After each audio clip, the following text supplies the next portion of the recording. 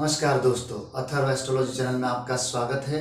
बात करते हैं इस विषय की कि बच्चों का पढ़ाई में मन न लगे तो क्या करें। काफ़ी सारे मेरे क्लाइंट्स हैं जिन्होंने इस विषय में पूछा और काफ़ी समय से ये बात भी हो रही थी कि इस विषय पे आप वीडियो बनाइए। तो आज ये वीडियो बच्चों का मन न लगे क्या करें।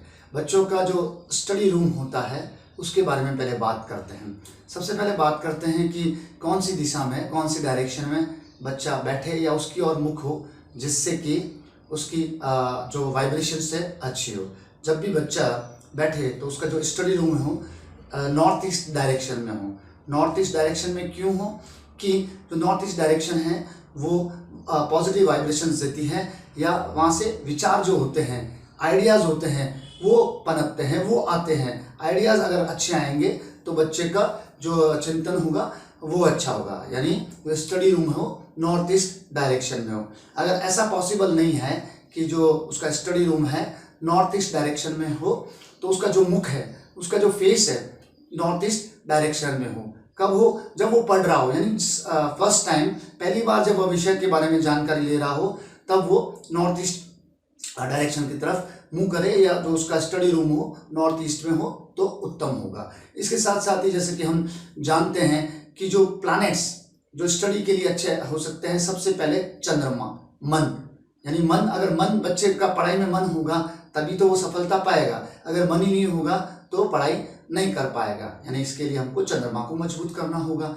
चंद्रमा को मजबूत करने के लिए अगर आपका बच्चा बहुत ही छोटा है, यानी फर्स्ट सेकंड में पढ़ रहा है, नर्सरी केजी में पढ़ रहा है, तब स्टडी रूम में जब भी बच्चा पढ़े तो उसकी मदर साथ में हो। चाहे वो ट्यूशन भी कर रहा हो, यानी ट्यूटर घर पे आ रहा हो, तो ऐसा संभव हो तो माता साथ में रहे। और स्टडी रूम में हमें जो वाइब्रेशंस है उसको भी चेक करना होगा। जब स्टडी रूम में बच्चा पढ़े तो उसका गेट बंद हो, जो दरवाजा है वो बंद हो। साथ ही साथ उसकी जो पीठ हो वो दरवाजे की तरफ ना हो, उसके पीछे दीवार हो। और जो जब वह बैठे तो खिड़कियों से दूर बैठे, क्योंकि खिड़कियों से नेगेटिव वाइब्रेशन आने के चांसेस रहते हैं। साथ ही साथ स्टडी रूम में हिंसक पशुओं की तस्वीरें न हो, वो भी नेगेटिव वाइब्रेशन का कारण है। इलेक्ट्रॉनिक सामान न हो। अगर ऑनलाइन स्टडी कर रहा हो तब तो बात अलग है, अदरवाइज ऑनलाइन स्टडी के अलावा जब भी बच्चा अध्ययन कर रहा हो तो ये इलेक्ट्रॉनिक डिवाइसेस, घड़ी वगैरह कम से कम हो। और जो नेगेटिव वाइब्रेशंस किससे आ सकती हैं कि जो खिलौने होते हैं उनसे भी केतु की एनर्जी होती है। कम से कम खिलौने उस रूम में हो जिससे कि उसका ध्यान न भटके और केतु की एनर्जी ना आए। ये कुछ उपाय मन को एकाग्र करने के लिए कर सकते हैं। साथ ही साथ जो एम्बियंस होता है उसका बहुत फर्क पड़ता है। तो जो स्टडी रूम है उसकी जो दीवारें हैं उनका जो कलर है वो लाइट हो, डार्क ना हो, जिससे कि अच्छी वाइब्रेशंस आए। अगर स्टडी रूम है तो उसमें ये ध्यान रखा जाए कि टॉयलेट ना हो, क्योंकि वो राहु की एनर्जी है। टॉयलेट होने से राहु की एनर्जी आती है तो बच्चे का ध्यान भटकने का परिस्थिति रहती है। अगर स्टडी रूम में टॉयलेट है तो उसका हमेशा दरवाजा बंद रखा जाए।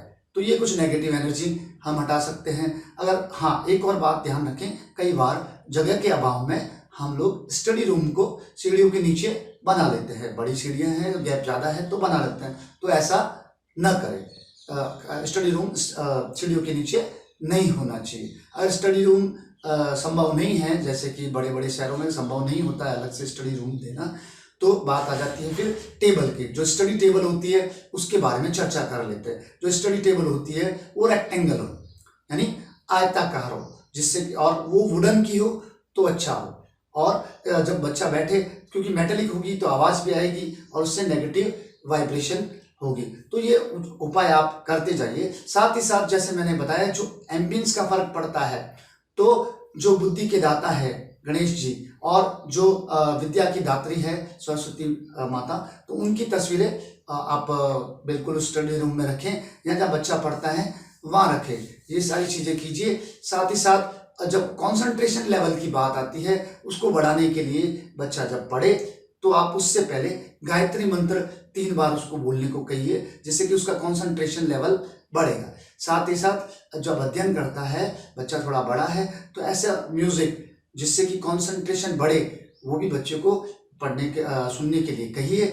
और जब भी बच्चा पढ़े तो आप उसको पॉजिटिव एफर्मेशंस दीजिए, यानी उसको एनकरेज कीजिए। तो ये सारे उपाय आप कीजिए तो बच्चे का पढ़ाई में मन अवश्य लगेगा। साथ ही साथ जो गणेश जी को याद करता रहे, गणेश भगवान बुद्धि के दाता हैं, ये सारे कीजिए, उपाय कीजिए, जिससे कि हाँ, एक और उपाय आप कर सकते हैं, बच्चे को चांदी का जो बर्तन है, ग्लास है, उसमें पानी पीने को दीजिए।